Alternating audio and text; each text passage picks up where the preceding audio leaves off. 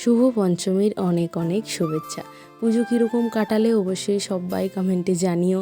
আর আমার কীরকম কাটবে বা কাটছে সেটা তোমরা আমার ভিডিওর মাধ্যমেই কিন্তু জানতে পারবে। তো চলো, পঞ্চমীর সন্ধ্যেতে একটা সুন্দর শাড়ি বের করে পরে নিয়েছি।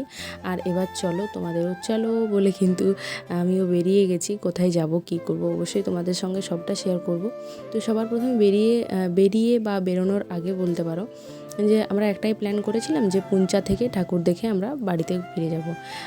মানে ওর থেকে আর বেশি দূরে যাব না, যেহেতু পুঞ্চাতে দুটো প্যান্ডেল হয়, দুটোই মন্দিরে, যাই হোক।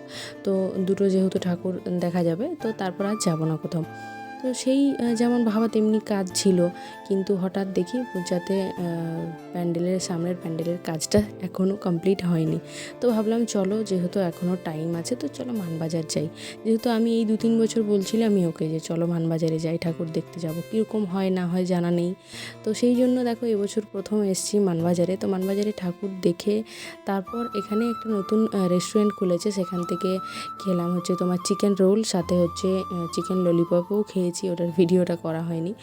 যাই হোক, তারপর আবার দেখো ঠাকুর দেখে আর ওখান থেকে কিন্তু বাড়িতে ফিরে যাব। বাড়িতে ফিরতে ফিরতে 9টা 9:30 বেজে গেছিলো আমাদের। আর আজকের ভিডিওটা এই পর্যন্তই। কীরকম লাগলো অবশ্যই জানিও।